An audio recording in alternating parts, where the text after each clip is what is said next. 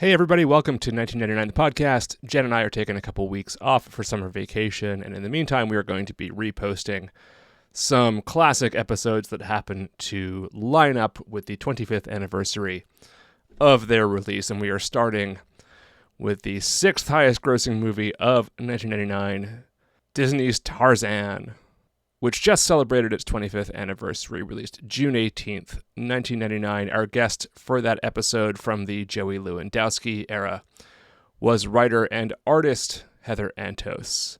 Enjoy. Welcome to 1999, the podcast. I am John Brooks. And I am Joey Lewandowski. Joey, how are you today? I am good. This is a rare midday record of this intro. This is the sun is out. 1999 is basically a podcast cloaked in darkness. Yes, as the history of 24 years ago, now long forgotten, is cloaked in darkness, so too do we record this podcast largely at night, sometimes at godly hours and sometimes at ungodly ones, but rarely in the middle of the day while the sun's out and my dog's on my lap. And all that good stuff. I'm sitting here with my dog Lucy, who is on my lap right now. Hi, Lucy. You want to say hi? She's kind of swallowed and nodded. I heard a noise. Yeah. I don't know what, yeah. Pretty sure that's dog for hi. Anyway, speaking of talking animals. Oh boy. Is that good? Good transition. Today we are discussing the other big animated hit from 1999. We talked in the Toy Story 2 episode about the so-called Disney Renaissance that began in 1989 with The Little Mermaid. Today's movie is often seen as the capstone of that Renaissance, marking the end of the studio's hand-drawn era. And Disney would continue to release popular hand-drawns like Lilo and Stitch, Lilo and Stitch, The Emperor's New Groove, and The Princess and the Frog, though none of them were the caliber of summer blockbuster as this one is. Directed by future Frozen co-director Chris Buck alongside Kevin Lima, written by Tab Murphy, Rob Zudiker, and Noni White. Based on the stories of Edgar Rice Burroughs, with songs written and performed by Phil Collins, and a score from legendary Speed composer Mark Mancina, and starring Tony Goldwyn, Minnie Driver, Glenn Close, Lance Henriksen, Nigel Hawthorne, Rosie O'Donnell, and returning 1999ers Wayne Knight and Brian Blessed. Today's movie, by request, is Tarzan, parentheses, 1999, close parentheses. So, Joey. Yeah. What's Tarzan about? So in a reverse Paddington situation, a British couple and their infant son shipwreck in Africa. The parents are killed by a leopard, but the kid, our titular Tarzan, is saved by an ape named Kala, who just lost her own child to a leopard. Tarzan is raised as an ape, becoming one with the animals. Years later, there's Lucy, British explorers arrive along with Jane of, quote, "You Tarzan, me Jane" fame to study the apes. Jane gets separated, meets Tarzan. She introduces him to the other explorers who teach him to speak English. They fall in love, obviously. Yeah. One explorer manipulates poor Tarzan by saying Jane will stay if he brings them to the gorillas. Tarzan obliges, but he's an ape man between worlds and conflict arises. After learning who he really is, Tarzan decides to leave with Jane back to England, but gets ambushed by an explorer seeking to capture and sell the apes for profit. Tarzan escapes, rallies the apes, and saves the day. Jane and her father decide to stay and live happily ever after. Yeah, that's pretty much it. And of course, most of the major beats of that story are pretty well known because Tarzan is a pretty old, well-established Just character. like Beauty and the Beast, it's a tale as old as time. Tale as old as time. But what made this movie significant was, of course, that this was the first ever big-screen adaptation of Tarzan, as long as you discount the 40-ish films made before it, including the Casper Van Dien starring Tarzan in the Lost City, made just the previous year, and the handful made since. Tarzan's on-screen life actually begins in 1918 with the silent film Tarzan and the Apes, starring Elmo Lincoln, which is a great name, cool, as the second most famous Elmo, as the as the adventuring ape man. Lincoln would go on to portray Tarzan 2 more times, and then in 1932 the role was claimed by its most famous star, the Errol Flynn of Tarzan movies, the former Olympic swimmer Johnny Weissmuller in Tarzan the Ape Man. Weissmuller would portray Tarzan in 12 different movies from 1932 to 1948 before the role passed to Lex Barker for 5 movies and then Gordon Scott for 6 between 1955 and 1960. The most famous Tarzan of the modern era was Christopher Lambert in 1984's Oscar-winning Greystoke, a reference to the family estate of John Clayton, the name that was given to Tarzan by his deceased birth parents. Disney's Tarzan was a big hit, but it had a giant budget, made for $130 million. Ooh. It grossed 171 domestically and 448 worldwide. There you go. And it was a big hit with critics as well. It was nominated for more than 24 different awards and won the Oscar and Golden Globe for Best Original Song, Phil Collins' You'll Be in My Heart. It holds an 89% Rotten Tomatoes score with more than 100 reviews and a 79 Metacritic score with 27 reviews, putting its Metacritic score right in the middle of the pack for the Renaissance films, behind Beauty and the Beast with 95, Little Mermaid at 88, Lion King at 88, Aladdin at 86, and ahead of Hunchback of Notre Dame at 74, Hercules at 74, Mulan at 71, and I found this one surprising, Pocahontas at 58. Ooh. Yeah, it's weird. I mean, Colors of the Wind is like just a fucking phenomenal song. But I guess most of the rest of the movie isn't that good. I don't know. It has really, really good music. Anyway, 58 seems very, very low. But Tarzan's right in the middle of the pack. Beauty and the Beast, of course, is the highest one. That was the first animated film to be nominated for Best Picture. So in terms of where it ranks in that list, pretty respectable. Sure. It also holds 4 Metacritic 100s from Lisa Alspector of Reader, Peter Stack of the San Francisco Chronicle, Susan... Well, okay, hold on. I'm going to try and say this right. This is one of those Polish names, like Lewandowski. Ooh. Susan Woloshina, I think is how you pronounce it. Sure. I hope. Before you ask, I don't know her. Woloshina. I think it's Woloshina. It's okay. W, and it's a lot of letters. Anyways, I tried to look it up. I got 15 different right answers of how to pronounce it, and so this is sort of where I fell in the middle. And then The bottom line is that Susan loved the movie. Susan loved this movie and is very likely Polish. And Roger Ebert, who wrote, quote, Tarzan, like the Hunchback of Notre Dame, represents another attempt by Disney to push the envelope of animation. Taking a page from the Japanese, where animation is an accepted art form for serious films, Tarzan isn't a kiddie cartoon, but a movie that works on one level for children, who will like the Trash in the Camp production number, and another for adults who may stare at scenes like the one where the gorillas reveal themselves to their visitors. The Disney animators also borrow a technique that's been used by the Japanese of exaggerating the size of eyes and mouths to make emotions clearer. I saw Tarzan once, and I went to see it again. The kind of bright, colorful, hyperkinetic animation is a visual exhilaration. Animation cuts loose from what we can actually see and shows us what we might ideally see. Like Mulan and A Bug's Life, this is a film where grown-ups do not need to be accompanied by non-adult guardian.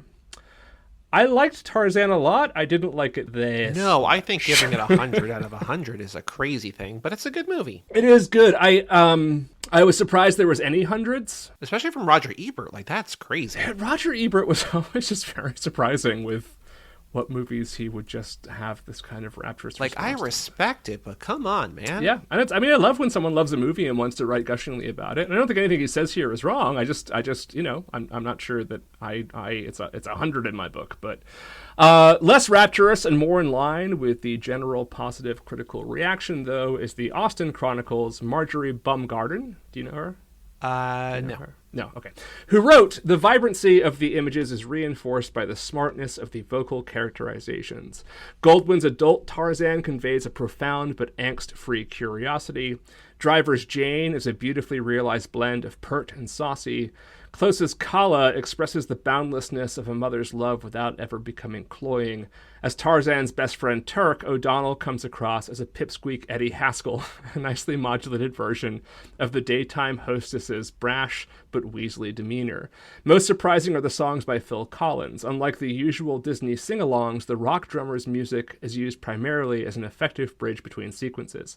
Only once does the movie stop for one of those cute show tune set pieces, and it seems out of place amid the otherwise propulsive jungle drum beats.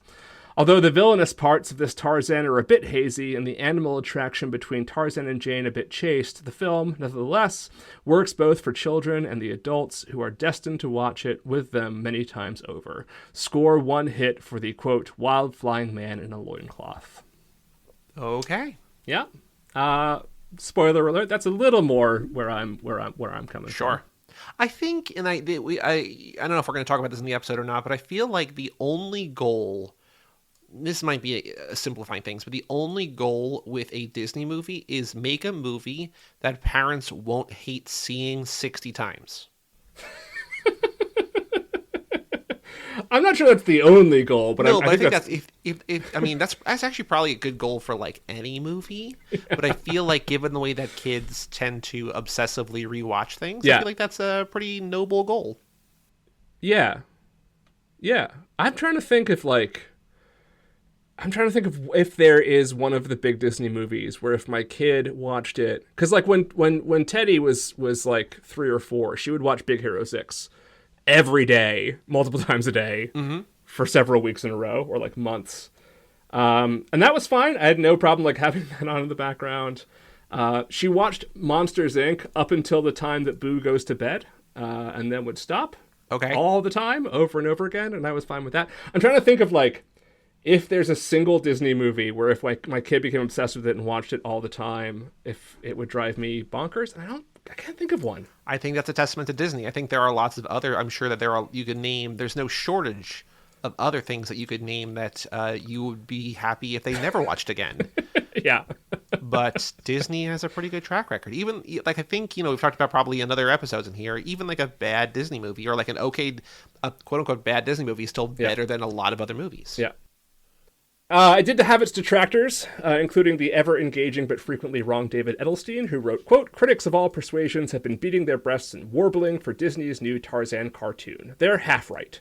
The movie is a collision between inspiration and tastelessness, between the defiantly quirky and the wholesomely homogenized. I hated it in principle. I hate most modern Disney cartoons, but adored a good deal of it in practice. The storyboarding frequently borders on genius, and few cartoon characters have the gorgeously dizzy aplomb of Minnie Driver's Jane.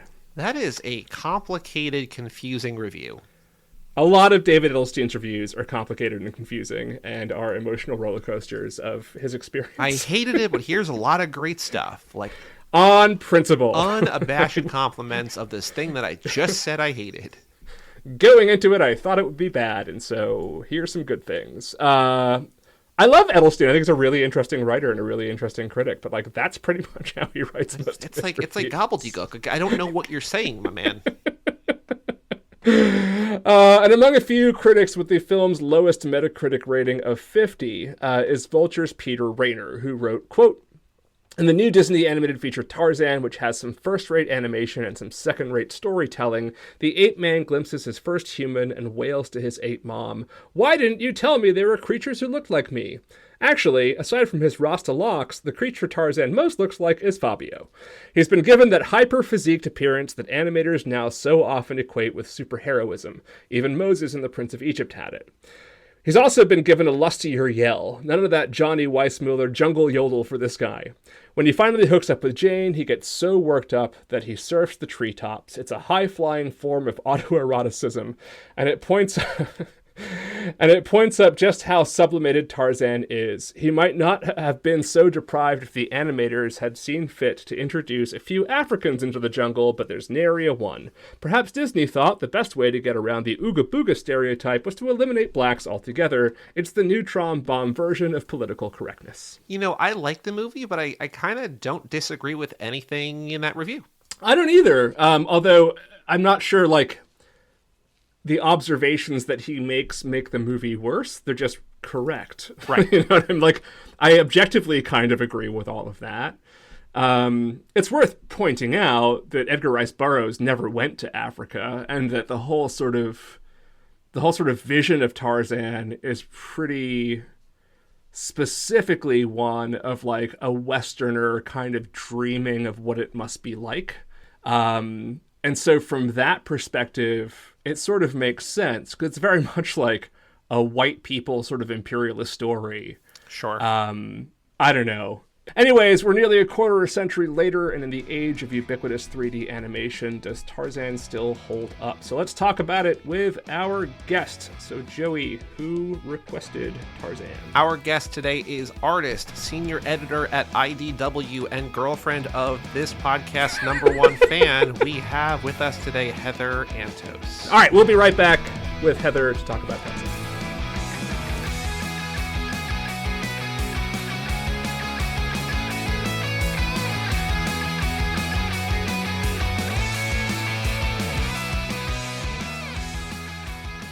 I wanna know. Something. Can you show me? I wanna know that the strangers like me. Okay. Wow, we got it all. Welcome, Heather. Nice to have you with us. Hey. Thanks for having me. You wanna let's talk about who you are. So here's some facts I know about you. You This has never happened before. This is the first time we've ever had facts recited on the podcast. You do art things. Yeah. You are what the kids call a nerd. Yeah. Don't add that. Yes, you are. And you know my friend Aaron Cooter. And that's all I got. I do. I didn't know you guys were friends. He doesn't call me by my name. He just calls me Michigan. Yeah. Whenever I run into him at a show, he's like, "What's up, Michigan?" I served Aaron coffee as he was honing his craft to draw the old comic books there. So, Well, ooh la la. That's why we go back. He used to hang out in the cafe that I worked at in Ithaca, New York, and yeah. So, small world. Other than that, Heather, how would you describe yourself to strangers who are listening to you talk on a podcast right now? Very tired. Mm-hmm. It's relatable content. Weird energy on this episode from everybody already. This is a weird episode. Yeah, it's very weird. Yeah, for people who don't know me, I am a comic book editor by day, and still a comic book editor by night because the job never stops. So I'm known mostly for my work on Star Wars, co-created the character Gwenpool for Marvel, and these days I'm on the other side of the galaxy in Star Trek. So yeah. Turncoat. Cool. Yeah. Are the Star Wars people mad at you? Do they throw things from the Star Wars section at the Star Trek section and say... No, they're too busy throwing things at each other. Yeah. I think it's weird that people think that there's this like weird Star Trek Star Wars rivalry that's never existed. It never has at all. The only time things ever like come up is when I'm talking story or concepts or whatever with licensors, and they're like, well, this looks too much like Star Trek, or this looks too much like Star Wars, because they all have their very brand identity of how the technology looks and works and all of this stuff, and to I understand it to a certain degree, but also to another degree they're both fictional space stories, so it's all made up. I think it made sense when they were like the only two space things for like 3 years. Yeah. But that really hasn't been, and one of them is sci-fi and the other one is like fantasy in space. Yep. They're not even the same genre. Anyhow, cool. Glad you could join us. Your choice for movie was 1999's Tarzan. Yes. Why did you pick this movie? So I became aware of this podcast because my boyfriend who went to college with Joey is this podcast is #1 fan. We've mentioned it before, but we're not going to today because he doesn't get all the free press. He's also never invited up. Yeah. Nope, never. I'll let him know. But he's talking about it, and I was like, I like movies. I want to be on this podcast. And literally, for whatever reason, I was thinking of what's a great 99 movie that I know no one else will think of, because it's just not going to, that I know off the top of my head, no one else will think of. One, because they won't consider it when you're talking like great films. A lot of times people just write off animation regardless, for whatever reason. And then it's just not considered, everyone's going to go to Matrix, right? Everyone's going to go to those films. And yeah, instantaneously, like Tarzan, obviously. That was the first thing that came to mind. And I think I texted Joey. You sent to me on November 22nd. So I hear you have a 1999 movie podcast that I haven't been a guest on, ... Yeah, exactly. And I said, I don't ever do the booking, but I know a guy. And there are any movies you want to do in particular. And you said, have you done Tarzan? Question mark, question mark, question mark. And I said, not yet. I'll run it by the boss. And then the rest is history. Yeah, I mean, literally, I thought of it right away. Obviously, Tarzan, duh. So, yeah, and here we are. I'm glad you picked it. It's one of those movies that I certainly thought about when we were planning our first our 2 rounds of essential movies. Like, this came to mind. Ultimately, I think it got one-upped by Toy Story 2, and that sort of fit that space as like the big Disney 99 movie that was a landmark in animation. I think this is in different ways and for different reasons. Yeah. And like the legacy of Tarzan is very strange because of what was going on around the time. And I think that's why it sort of is an interesting 99 movie. So I've wanted to talk about it. I didn't know how we were going to fit it in. I don't think too many people would want to have it be their choice. So I'm glad that you stepped in and forced us.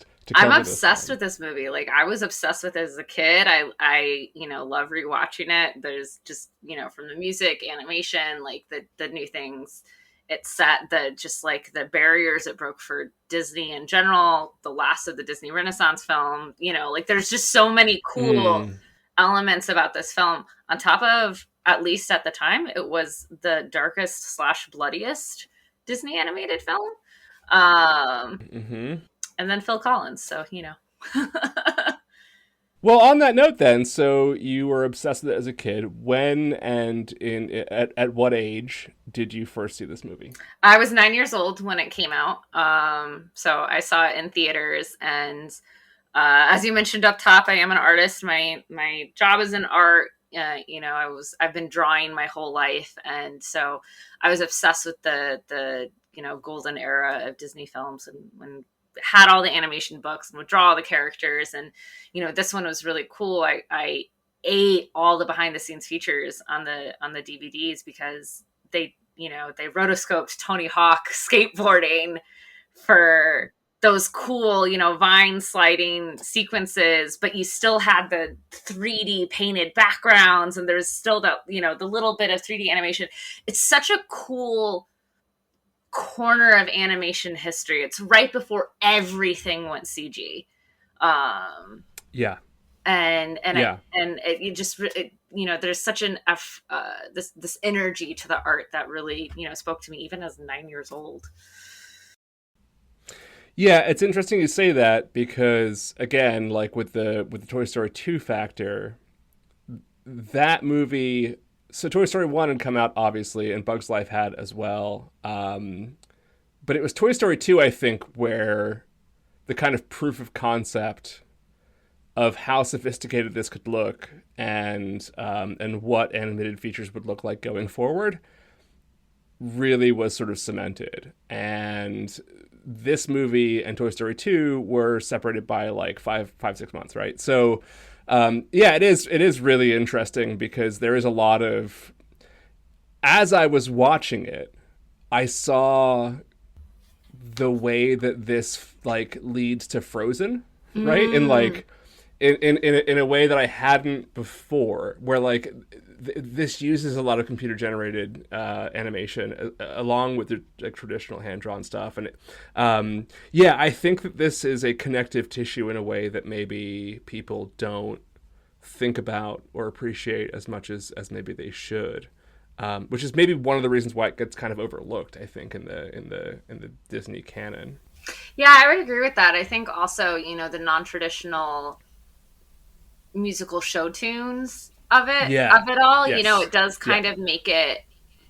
I mean, it's just Phil Collins. It's literally just like Phil Collins. They're like, Phil, do you want to do music for this? And he's like, yeah, but I got to sing it all, right? Like, that's kind of, except for Trash into Camp, which that's, a piece in and of itself. But I was thinking about it. I was like, in what was it, 87, they did Oliver and Company, and Billy Joel wrote all that music, but he didn't sing it. Like, No. So No. Yeah. it's just very interesting in that regard, and it feels very Disney traditional, but yet so epic. And as we said before, it is darker than the vast majority of Disney films for children. So and it's right at the time that that 3D animation Toy Story Pixar era was really gaining steam. So yeah. It did win an Oscar, though. It did still win an Oscar. It did, as we talked about in the South Park episode that we did, because quite famously, the South Park guys were not thrilled with their obviously superior music. As much as I love You'll Be in My Heart, it's a great song. Obviously the South Park soundtrack and music and songs are superior. and the best songs written for a movie that year, which includes Amy Mann. So that was also, the best song Academy Award that year. Holy crap. Some good stuff. I want to come back to a couple points you just made in a second, but Joey, I am curious now as to your history with Tarzan. I had never seen it before last night, and now I've seen it. Joey made a very poignant observation about it on Twitter, though. Yeah, it's Paddington in reverse. Yeah, it is. Minus the sandwiches. I was surprised by the lack of plot for the first half of the movie. Just it's just a kid in the woods, and then the settlers show up, the explorers show up. I'm like, oh, okay. But I think I knew most of this because everyone knows Tarzan and Jane, and everyone knows the Shout, and everybody knows he's like an ape man to a certain extent. But I didn't know the story beyond that, and there's not really much of a story beyond that. And that's okay, because this movie is beautiful. I think it's hard to compare maybe to Toy Story 2, but I was almost literally stunned by how pretty this is. I was not ready for how good looking this movie was going to be. Even just streaming on Disney Plus, not even with a Blu-ray or a 4K disc or whatever's out, just the streaming, it's unbelievably good looking. Yeah. So I was amazed by how good it looked. I have the first time I saw this was on a plane, but really, yes. Was it back when there was only one movie for the entire plane? No, it was when you could select from. I think it was on British. I probably was on a flight to England, and I think it was on British Airways, and I think I had a little thing on the back of my chair, where I could select movies from. I meant to go see it in the theater. Here's what happened. So, Joey, this is a little bit of a story. So this ties into a couple of movies that we've... Okay, well, here's what happened. We went to go see Austin Powers 2. Is that this year? Yeah, we're going to get to it. Oh, boy. Unfortunately. No, Austin Powers 2 came out before 2023. Heather? Yeah. So we went to go see that with a bunch of my friends, and for whatever reason, the Regal movie theater was doing a pre-movie trivia game, and if you won the trivia, then you got a free movie pass. So the question was about a movie that was coming out soon, and I knew the answer, and so I shot my hand up, and I answered the question, and I got it right. And, Joey, the answer to the question... Is this Jeopardy style? Are you giving me the answer? I need to give you the question? No. I'm just telling you, is the next movie we're covering. Oh, okay. I meant to look up, because I know that's almost literally the only thing I know about this movie that we're doing next is that you answered a trivia question about it in 1999. You don't know what the movie is? I know what the movie is. I know nothing about it. I want to know what the movie is. Well, I'm going to give a very vague clue at the end of this that I need to look up, but you'll see. Yeah. Oh, boy. Yeah. So anyways, I won free passes, and my friend Mike and I had gone to see Star Wars already 100 times. So we were like, oh, I want to see that Tarzan movie. And I was like, cool, let's go use the free passes to go see the Tarzan movie. And so I go... And you didn't know that the screening was on an airplane to England. No, this is long before that.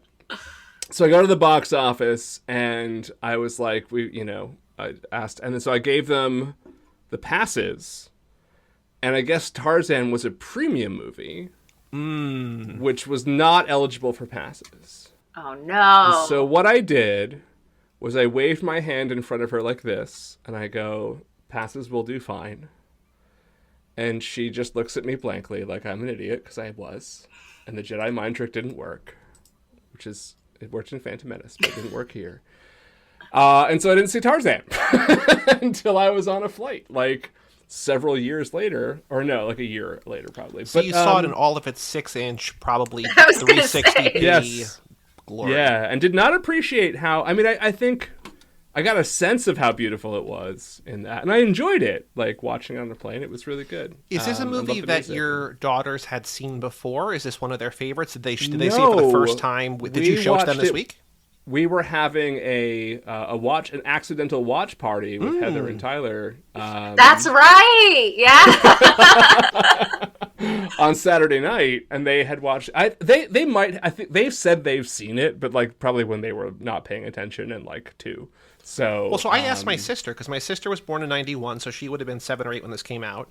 And I was like, did you see this growing? Because I don't think I've ever seen this. Like, I think I might have seen it, but I also think, like I was saying before, the cultural osmosis, like I just know about it.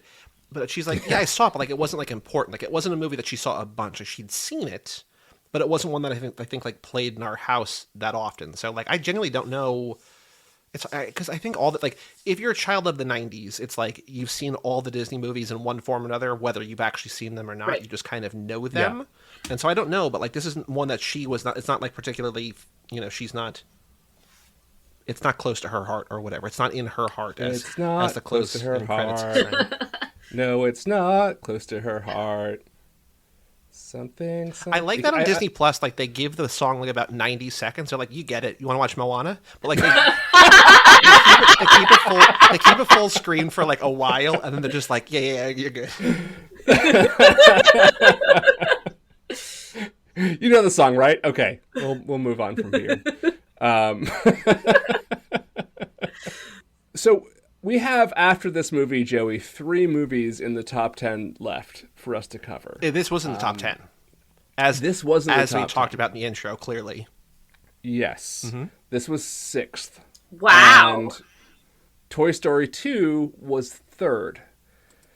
And like, this to me is, it's like, this was a huge hit. It was the 6th highest grossing movie of a ridiculous year for movies, and you'd think that with that it would have far more of a long memory and legacy. But again, the other Disney animated movie was 3 slots above it. Well, this is before Pixar was Disney. If we're going to be nerds about it, let's be nerds about it. No, they were Disney at this point. It was Disney Pixar. When did And it Disney was buy the- Pixar?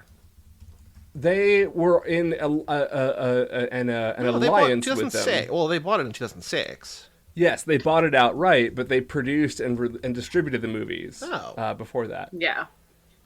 Wow. Okay, So- so produced by Pixar for Disney. Did not know that. Yeah. I should Yes. listen to that episode that we did. Yes, for more about Toy Story 2, listen to our entire episode that we did where we covered pretty much everything about it. Wow. Toy Yeah, Story 2 so- is even overtaking this episode. I see where your loyalties I lie. know. This is, that's all he wants to talk about is Toy Story 2. Okay, I also have another theory, Heather, and I want to know if what you think about this. Okay. So when we think, you mentioned the Renaissance, which most people typically, say it's from Little Mermaid to Tarzan, right? So it's Little Mermaid, Beauty and the Beast, Aladdin, Lion King, Pocahontas, Hunchback of Notre Dame, Hercules, Mulan, Tarzan. Yep. Right? And Were you reading, or is that all at the top of your head? off the top of my That head. was in the order of release. Yeah. Yeah. Wow. I lived it. Yeah, we all did. I didn't know it. Lived it all. Yeah, but I was 12 when Beauty and the Beast came out. Could You were remember a it. kid. Yeah. Yeah. I wasn't born yet, so there. You weren't born. Well, were you 1990? Oh, right? 90. You were Yeah. born. Beauty and the Beast. Yeah, I was so thinking you Little weren't Mermaid. born for Yeah, Little Mermaid. I was 10 when Little Mermaid. My came out. first memory, fun fact, my first cognizant memory is me like 2 years old seeing a trailer for Aladdin and not Ooh. understanding that trailers predate movies coming to theaters. And for Yes. whatever reason, I needed to see that movie now. And my parents could not make me understand. That is the goal of trailers. It worked too well. It worked very, very well. Pretty great movie. So here's my thinking. Yes. I think I keep going back to the fact that The Lion King is just such a singular movie. The Lion King is just such a ridiculously fantastic and spellbinding, and like I never get tired of it. It is a phenomenal movie, and I wonder if like The Lion King sort of set expectations way too high for everything that followed it, because it seems to me that like everything after The Lion King was never quite living up to The Lion King, and even Aladdin right before that, in terms of just like the sheer perfection of it. That the Renaissance peaked with the second, third, and fourth film of the Renaissance, and then there's this sense that there's kind of a downward trajectory, and that Tarzan, I think, intentionally kind of did something different by not making it a Broadway musical. And not sort of going, just having like Phil Collins do a few songs that really aren't even like. It's a weird choice what they wind up with, though. Yeah. Yeah. Like, Yeah. I was, because I think, I guess I was thinking about it, like, because I, again, knew nothing about it, but I thought it was going to be like a typical sort of Disney musical. And I don't mean that like in any kind of condescending way, just like I thought I knew the format. And then it's like, no, there's like kind of like an omniscient narrator who sings for the first like 20 minutes and then disappears. It's like, wait, what? Where's It's a weird, like it's telling the story like you would in a normal musical, but it's not from a character. It's from just a guy.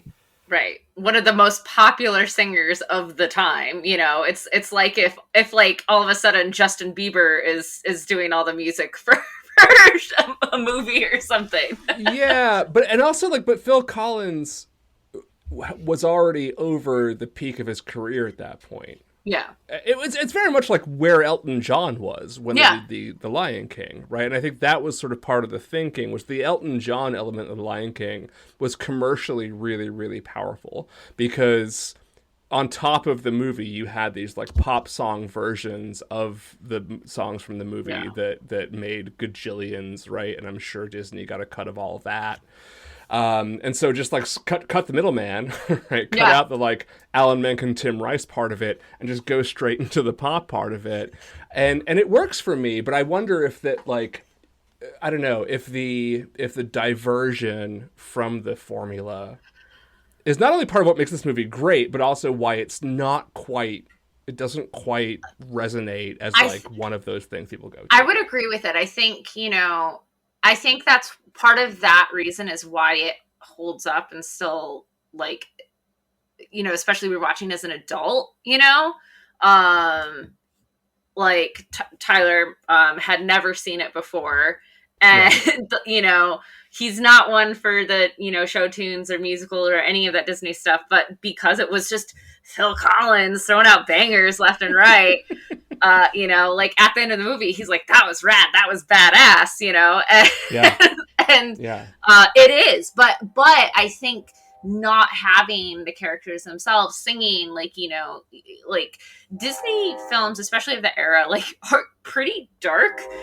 They deal with some pretty dark themes, but it's hard. Wait, hold on. What's that? Is there a train? Oh, I live next to a train track. Yeah, that's my train outside my window. It's less than 100 feet. Okay. I was like, is that someone's ringtone? What is going on? Anyway, go ahead. You know, she lived there for a while that she didn't even bat an eye. Like, I know. I lived in the same, like, growing up, my house was basically in the same situation, and I just, like, after, I slept through it every night, and it was wild. Yeah. But, they deal with some really dark themes, but it's hard to, I guess, fixate on those themes when there's a kid lion singing about how much he just can't wait to be king, and there's a silly, toucan and like all of this stuff, right? Not a toucan, right.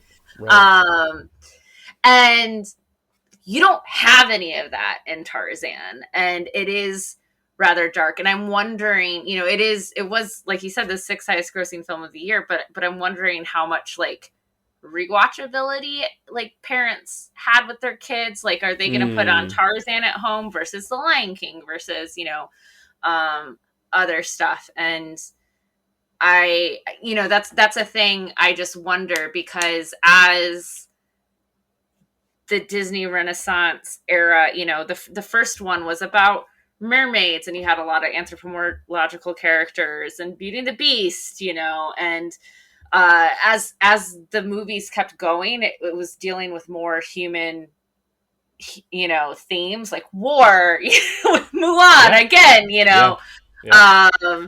And so I don't know, like I'm as great as all those movies are, and I love all of those movies for various things. There is something special about Lion King. There ain't no humans in it, and that in and of itself makes it stand out from every single other one of the films. I will say, watching this movie for the first time, baby Tarzan, yes, reminded me of Spider from Avatar: The Way of Water. Have either of you seen Avatar: The Way of Water? No. The third highest grossing film of all time. I'm so behind with like. I haven't watched the first Avatar. You don't need to. I have. Really? I also don't care, and I can't watch anything in 3D, and I'm not going to spend $25 to go see a 3-hour movie that I don't care about if I can't actually watch it. It's on VOD at the end of the month, so go do that. No. So it's very good. Anyway, there's a kid in there, I like Spider, the first Avatar a lot. Who is a human child who lives with the Na'vi, and it reminds me, because like it's also, I mean, this is all animated, and that's not like the work they do to make it seem seamless is mind-blowing if you think about it, but like just seeing the human kid moving like the other non-humans around him was very reminiscent. I'm sure that, I would imagine, James Cameron probably digs this movie. Well, and also, I mean, I think just Tarzan in general. I mean, the Avatar borrows very heavily from Tarzan, as does a gajillion other things, right? That have been created since. Not this movie, but the character goes back 111 years now, right? So whoa, okay, yeah. The first Tarzan was published in 1912. Well, isn't Tarzan, other than Dracula, like he's like the most adopted character of all time, I think, in film? Yes. So there's at least 45 film adaptations of Tarzan, or various Tarzan books. Burroughs wrote like something like 20 different Tarzan books. So it was a very like a pulp kind of serial thing, but the basic DNA of Tarzan is been recycled a million times, and like I haven't seen the second Avatar, but the first Avatar certainly borrows very much heavily from the sort of Tarzan blueprint. Can we talk about my biggest surprise of this movie?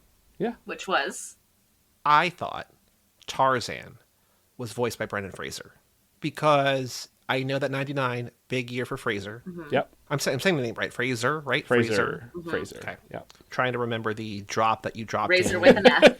50 times. Fraser. And I'm conflating him with George of the Jungle. Like, this is definitely a Sinbad played Shazam movie. Because I'm just like, I know that he did an 8-man human in the jungle or whatever. Yes. And I know he had a 99 movie. He must be Tarzan. And no, he's not. He is not. He auditioned for Tarzan.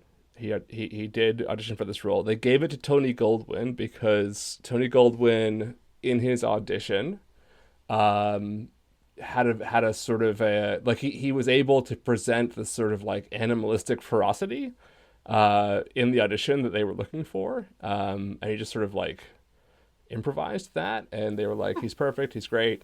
I have to say, while we're on that subject though, that the voice cast for this, I think, is one of the best set of voice performances in any animated film I've ever seen in my entire life. I mean, it is so well acted, and I don't think that's something that people talk about a lot. Rosie is great. Yep. What if Newman but elephant is great? Yeah. Wait, so Speaking of Toy Story 2 and 1999 and animated films, Wayne Knight, you are everywhere, my man. What's going on? I want to go back just for 1 second, then we can go to the thing. So you're saying that the lead in this is Nepo baby.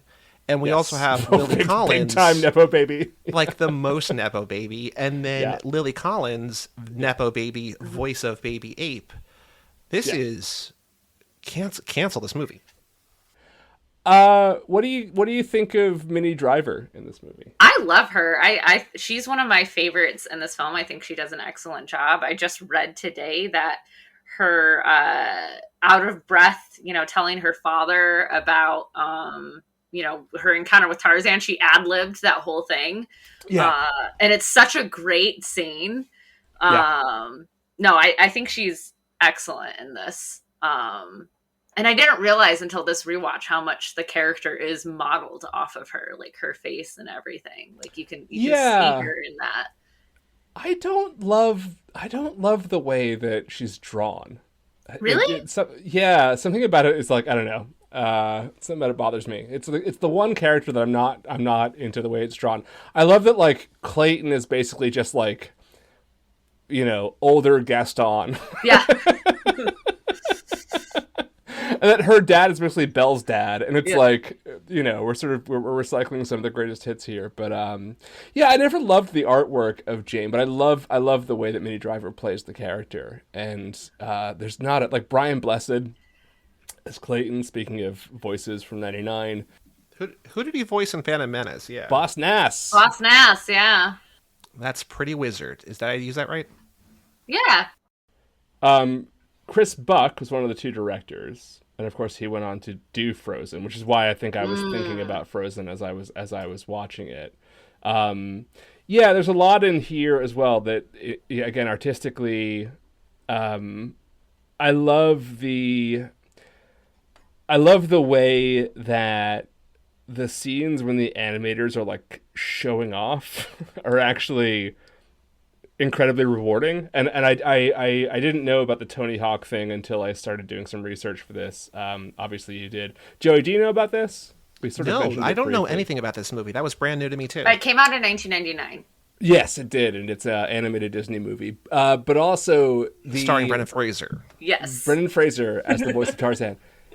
The scenes where he's basically like doing rail tricks on the vines. They used actual footage of Tony Hawk as the model for that's super cool. Those. Yeah. So this would have been like Tony Hawk's Pro Skater 2-ish era, exactly. Which is the best one. This is the heyday of Tony Hawk. Tarzan right here. Yeah. No, but I think that like when watching those now, all these years later, it's so fun because it's so impressive, and like you can see that the animators are like, again, it's showing off. It's sort of like over the top, but it's in a way where the payoff is really entertaining. It's so impressive to watch it, and just like the amount of detail that goes into just like the physique of Tarzan and like the way that he moves, and it's really this like magnum opus of Disney 2D animation, where even like the ones that come after it just I don't think even touch this. Just the way they like his movement as like walking like a gorilla, versus learning to stand on 2 feet and as a human and emulating, all of that, and just everything you can tell there's so much thought and accuracy that went into this. That is really impressive. So how many times did you watch it when you were a kid? Did you watch it more than like other Disney movies? Was this like your favorite one? It definitely wasn't my favorite one. My favorite was Little Mermaid, but I wasn't allowed to watch that when my younger sibling was born because they were afraid of Ursula, and so we had to watch A Bug's Life because that was their favorite. Yes, yeah, my kids too. Okay. But it was probably the ones I watched regularly were Tarzan, Mulan, and Hercules. Those were the ones I probably watched the most. I think there's a very good chance I've seen all of those a combined total of one time. I don't think I've ever seen Mulan or Hercules. So you've seen each a third of a time? Is that what you're saying? That's exactly. Yeah, I only watched the first third. So can you let me know how this movie middles and ends? No, I don't think I've ever, like, Mulan has definitely been, like, weirdly a blind spot, and I don't know if I've ever seen, I know Hercules, like, I know that, but I also don't think I've seen the movie. I think I just know that from, like, Eddie Murphy, right? It's really good. I love Hercules. I mean, like, Disney doesn't really miss. Like, even when they miss, it's like, that was pretty good, right? Like, and especially in the 90s. It's, don't watch the hard. live action Mulan. That's a miss. But okay.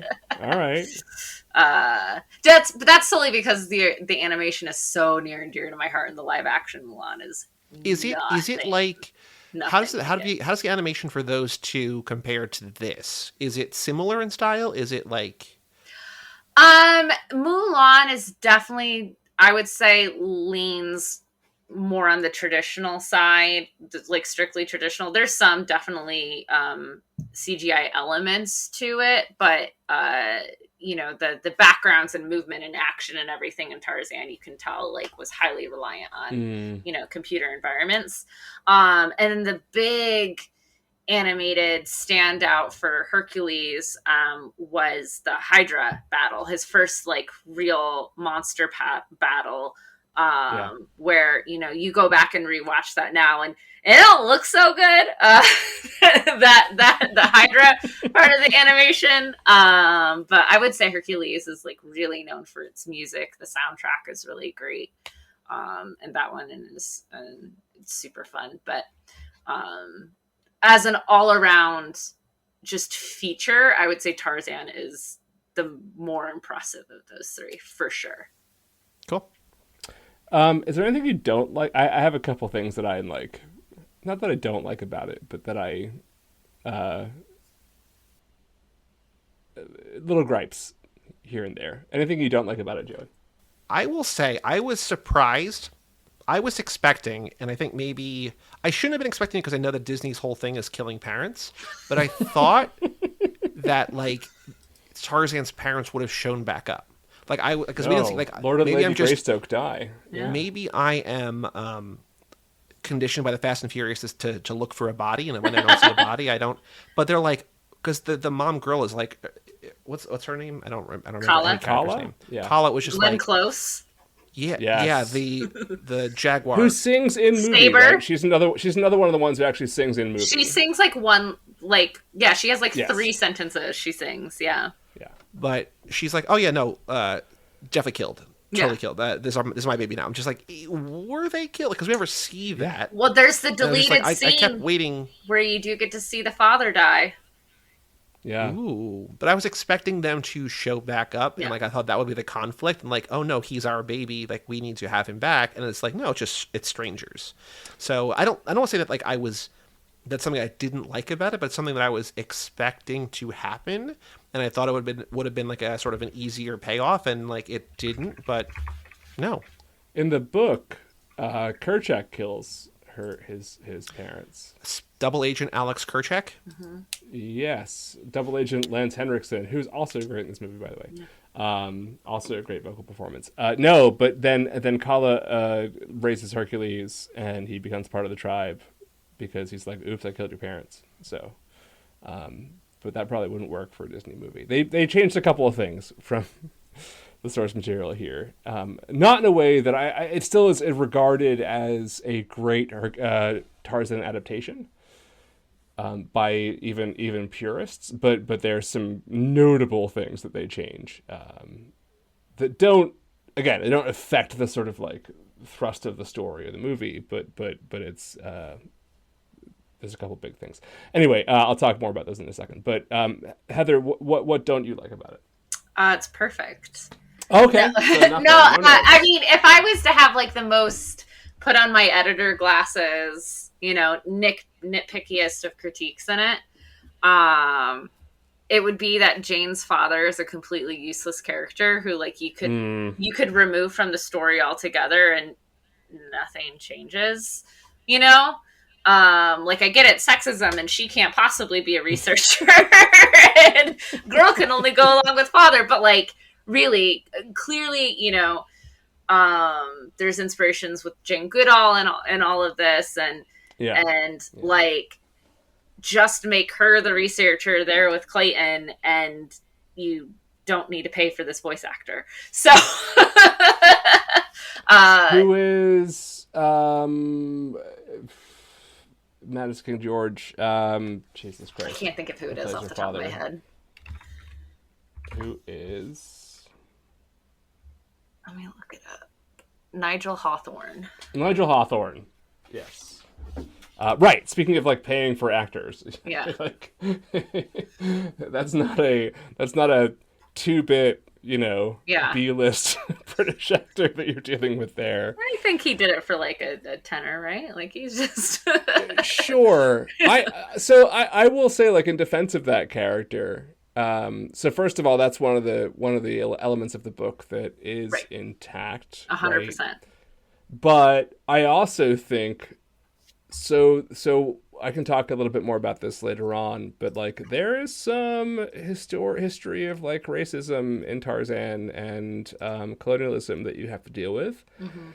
And I like that they make him the sort of bumbling, like, tourist colonialist character, who just sort of pays, the way that, like, the fucking Trump kids just, like, go kill a lion, like, that sort of bullshit, where it's like, yeah, whatever, good for you, tough guy. Sort of making fun of that sort of British aristocrat doing colonialism thing, while making Clayton the sort of clear, sort of bad guy version of, right? It's like two sides of the same coin. So he gets to be the one who's the greedy capitalist, while the father has kind of a heart of gold, but is sort of a bumbling would-be explorer who's not very good at it. Yeah. It worked for me in terms of trying to work in elements of the book that you have to have, while also kind of poking fun at the hopelessly outdated attitudes of Edgar Rice Burroughs and the books themselves. So I kind of agree that he could have been a bit less cartoonish, but I see why. Yeah, it's not the cartoonish, like, I don't, make him the bumbling fool and, poke fun at all of that 100%. Just give him a purpose for being there. His purpose for being there is to be a bumbling fool. And like, that's it. He did it, so that's the only thing, is I would just give him a moment, whether good or bad, that is necessary for the plot to continue, aside from just existing. My only flaw, and it's the same thing with The Lion King, is, like, I want more young Tarzan. Mm-hmm. Like, I really love the animation and the design of, like, the kid Tarzan. And I know that the direct-to-video sequel is all about that character, which also is consistent with Edgar Rice Burroughs, who, like, I think the 5th or 6th book in Tarzan is, like, Tarzan the Young, the Young Tarzan Chronicles or whatever. So the idea of the sequel being a prequel comes directly from Burroughs. But, like, I love the design of that character. I love the way that character moves. I really wanted more of him. And it's almost like when Simba gets old in Lion King, I'm like, John, may I recommend a film called Avatar, The Way of Water? Let me write that one down. Avatar, The Way. When you get your 2022 podcast, water. You can watch it then. I had this idea, Heather, that I was like, I think every time our calendar turns over, we should move forward 1 year. So now that we're in 2023, that we started talking about 2000 movies, and John was like, no. And I was like, all right, I shot my shot. We wouldn't get to that movie till 2045 and 46. And we won't have the internet. John, I'll write the intro for it. So, I'll do the intro for it. Don't worry about it. It was number one at the box office. I know. I really wanted to see it. I couldn't. actually, I didn't even see Black Panther. I'm so fucking behind. I would guess it was actually probably number two at the box office last year because it came out in December. I would imagine Top Gun made more money than that. Yeah. But we'll get to that in 2045. Don't worry about it. Anyway, that's my gripe. The other one that I think is more substantial is that the ending feels anticlimactic to me. Mm-hmm. In a way where I think this movie like builds a lot and sort of. You mean Clayton hanging himself? Was it? Oof, that's rough. My kid's like, "What happened to him?" I'm like, he broke his neck." Yeah. How? Oh, look, something else is happening. Cool, look at that. Let's move on to the next action set piece. Oh, look, he's sliding down the tree.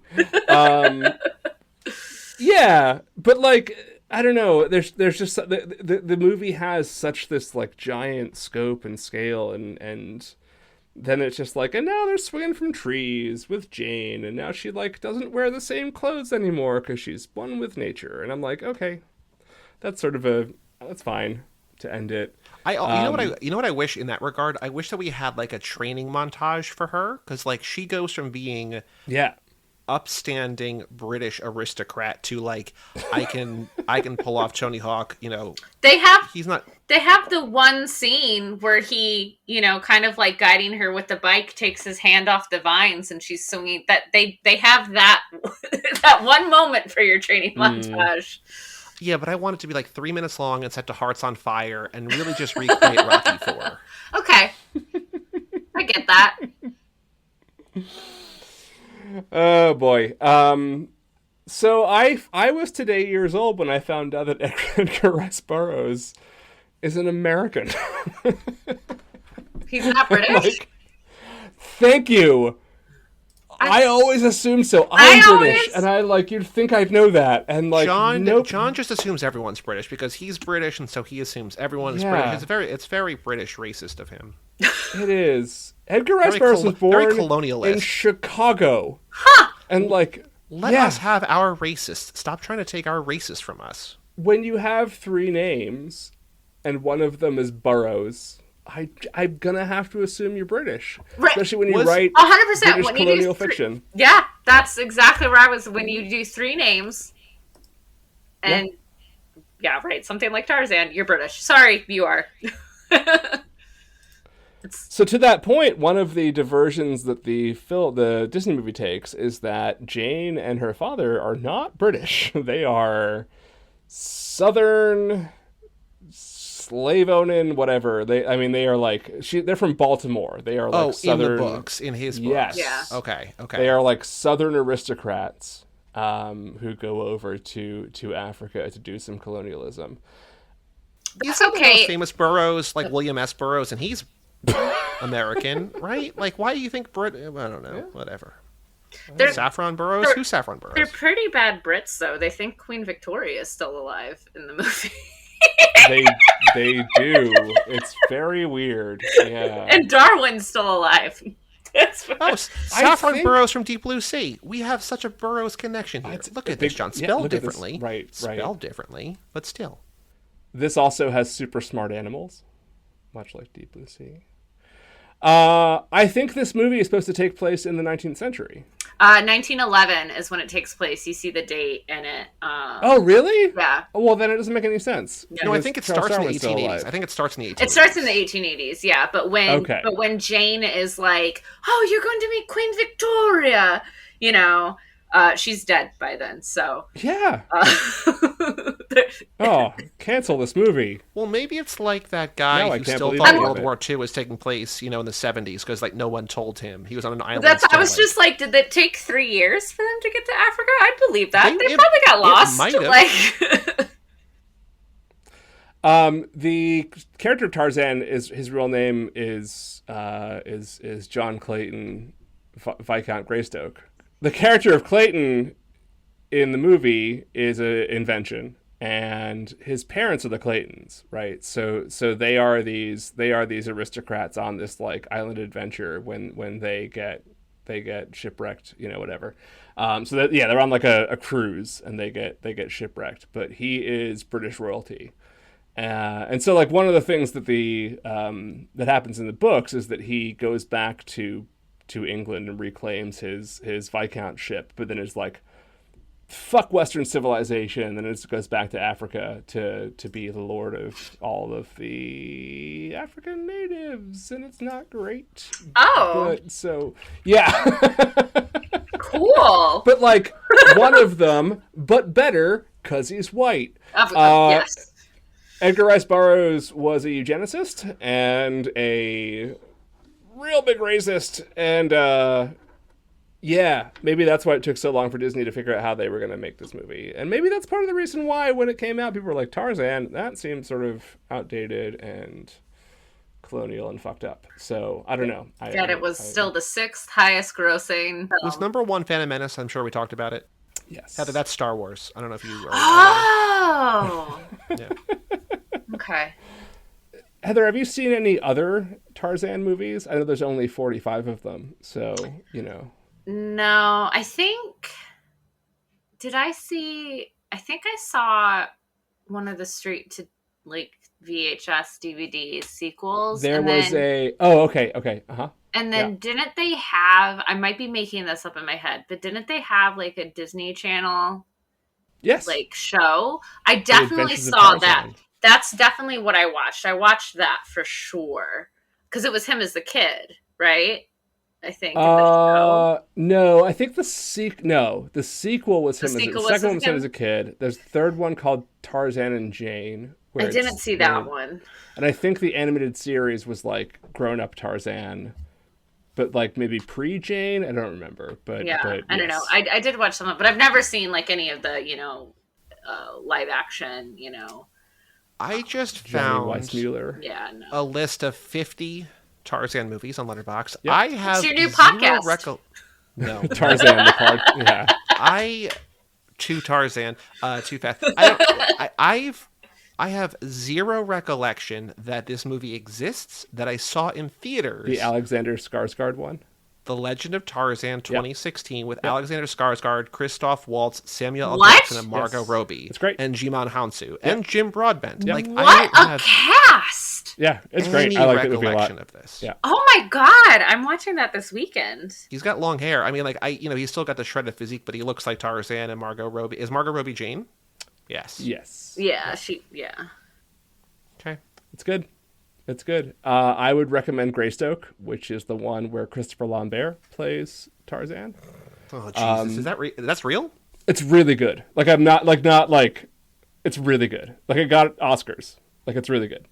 I just think of him as Raiden, and I try to picture Raiden, Lord Raiden as Tarzan, and I don't see it. You mean Highlander?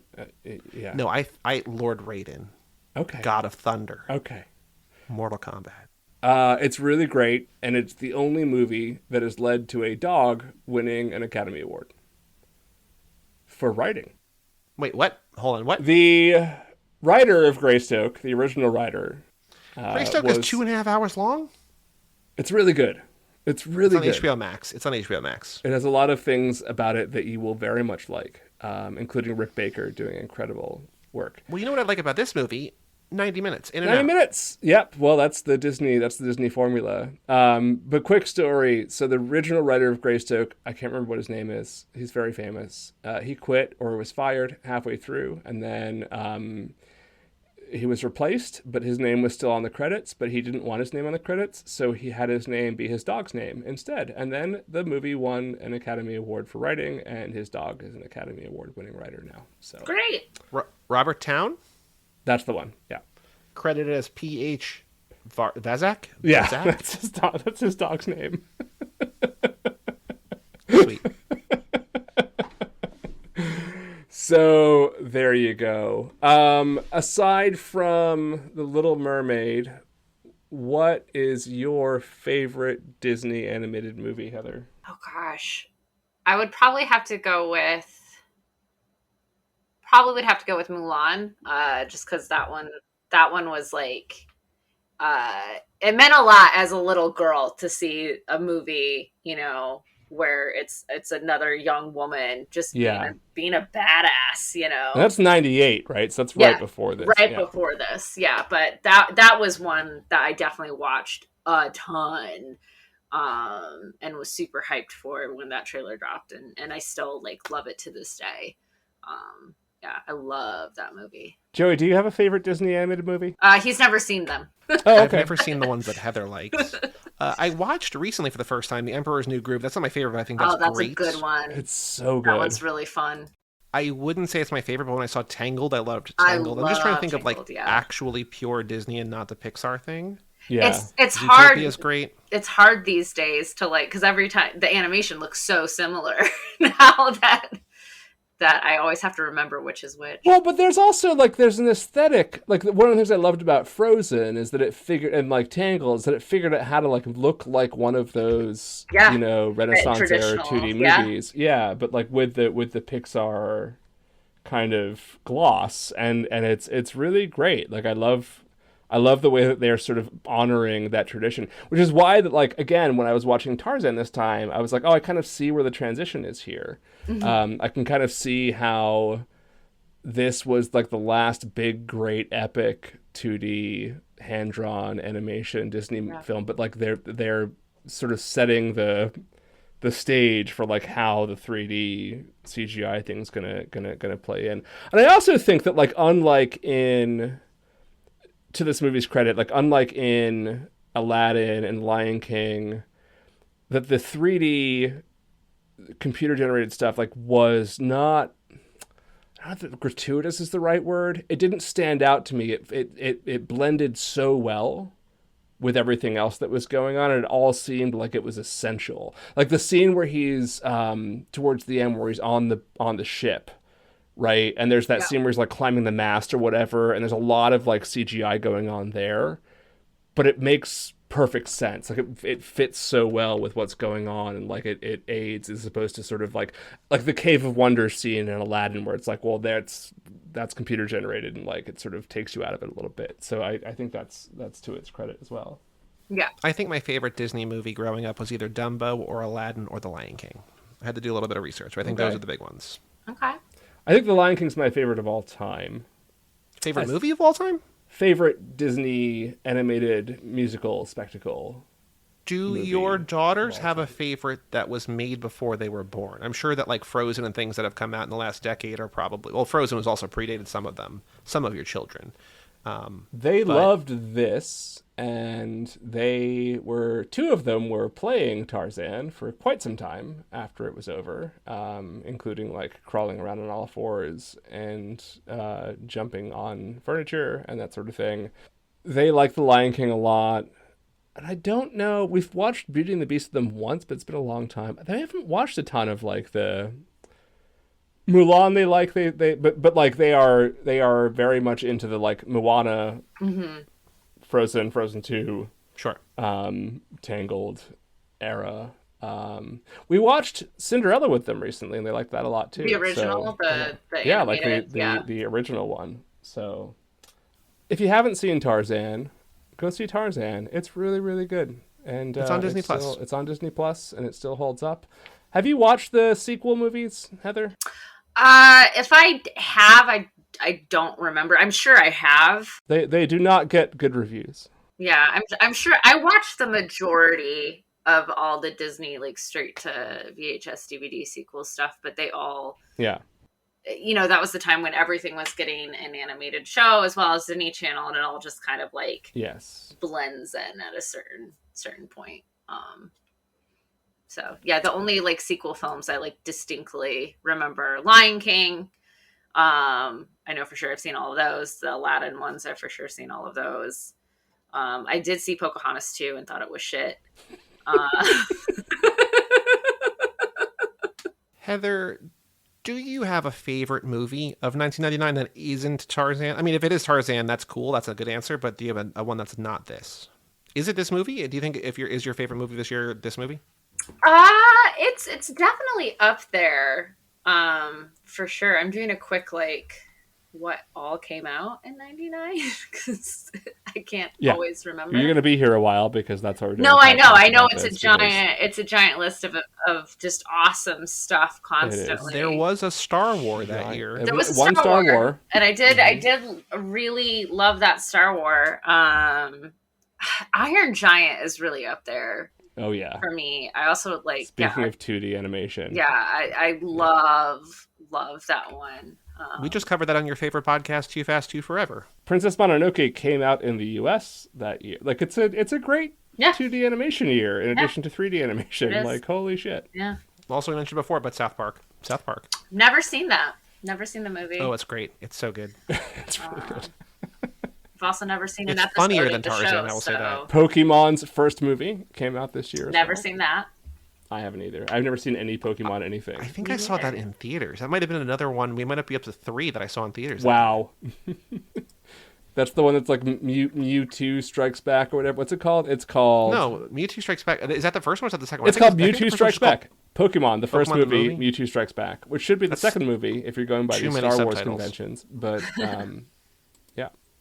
Should be Charizard, A New Hope, or whatever. That's not the name, but Charizard. Whatever. I've never seen a single Pokemon anything or played a game. Charizard? Like Charizada? Like my friend's band from college? Yeah, Charizada. What is your favorite movie of all time, and why is it Too Fast, Too Furious? Ooh. Why is it Too Fast, Too Furious? It would have to be... It's not. It would be Too Fast, Too Furious. I did enjoy Too Fast, Too Furious, though. As Joey knows. We really kind of big-brained her into liking these movies eventually. That's... I am going to see 10 with you. Her favorite is Furious 7, though. It is. Nothing will beat that. You have Too Fast as 5 of 9, which is wild. But, yeah. Yep. Mm-hmm. It's the only one I've seen, as we've talked about in this podcast. Is that the only one you've seen? It's the one I've seen. That's wild. Oh, Joey. Tyler wants me to sit down and rewatch all the Fast movies before May with him, and I told him over my dead bodies. So you should rewatch 5 though, because 5 is a prequel to 10. What? 10 is a sequel to 5. I'll put it at that. Oh, watch 5. 5's also the best one. All right, what is your favorite movie? I don't have. Is it a Star Wars? Is it New Hope? You don't have one. Empire? Me either. But if you're at a party and someone forces you to answer the question, you can say Paddington 2. You can say Paddington 2. 2 is up there. If someone had a gun to my head and I had to give a favorite movie, I'd probably, the one I always tend to go to recently is Take Shelter. I love that movie. Ooh, Jeff Nichols movie. That's cool. A lot. That Inside Llewyn Davis is another one that I go back to a lot too. I think someone else said Inside Llewyn Davis at some point on this podcast. That movie is 10 years old now. I would have guessed longer. No, 2013. Oh, wow. John, I think the episode's when we had Ethan and Joel Coen on to talk about. Yes, that's right. Yeah, that famous episode that we have yet to release for some reason. I don't know why we're sitting on that one, but one of these days we'll release the episode where the Coen brothers were our guest. Did they do a movie this year, or did they skip this year? Stuart Little. Did they do a movie this year, or did they skip 99? This year? You mean 99 or 2023? This year, I always mean 99. I don't think so. Big Lebowski was 98. Yeah, the next one was Oh Brother. And then I think The Man Who Wasn't There. Oh, Oh Brother was 2000. Yeah. Oh Brother. Yeah, so they straddle this. They only did movies in even years, 94, 96, 98, 2000, and then Man Who Wasn't There was 2001, so, yeah. Anyway, this is fun. I really enjoyed revisiting this movie. I'm glad. I'm sure I've seen it some other time besides that time on the plane, but I'm really glad that I got to sit down this and past watch week. it. Yeah, no, aside from that, I'm sure I've seen it one other time at least as well, because I remember being like, that was good, I should watch it in a real setting, and I know that I did. But it was nice to sit down and watch it in like 4K glory on Disney Plus streaming, and remember how good it is, and how great the cast is, and how great the animation is, and just what a very sort of lovely and beautiful and tight movie it is, and Wayne Knight's in it, and that's just a thing that happens in movies in '99. Wayne Knight shows up in them. Heather, before we leave, is there anything you want people to know? Advertise yourself. Yeah. I don't know. This is. Yeah, if you want to follow me, say hello, talk more to me about Tarzan, and not Fast and the Furious, check me out at Heather Antos on all of the things. That's it. That's all I got. Awesome. John, I'm gonna tease the next movie 3 different ways. Go ahead. Number 1, a review on Letterboxd from a friend of mine. This movie truly is the deep blue sea of haunted house movies. Okay. Ooh. I will say that's not Mark, right? No. Does Mark like this movie? Okay. I don't know. He hasn't rated it. He also doesn't really use Letterboxd the way he should. Number 2, I will say the top tagline on IMDb, a Jan de Bont film. Yes. And then the most popular review on Letterboxd, Catherine Zeta-Jones, sex. Owen Wilson, wow. So, yeah. Also, in terms of talking about beautiful, glorious 4K resolution, this just got remastered. It's coming out very soon. So that's a lot of clues. There's context clues. I know nothing about this movie other than it doesn't have a good reputation, maybe? Catherine Zeta-Jones was in 2 incredibly bad movies of 1999, and Lily Taylor was in much better haunted house movies than this. And that's all I'll say until we discuss the mystery movie in 2 weeks, next episode. And we're not watching Entrapment, but look out for frogs. Look out for frogs. Thank you, Heather. Thank you, Heather. Thank you, guys. 'Cause you'll be in my heart. Yes, you'll be in my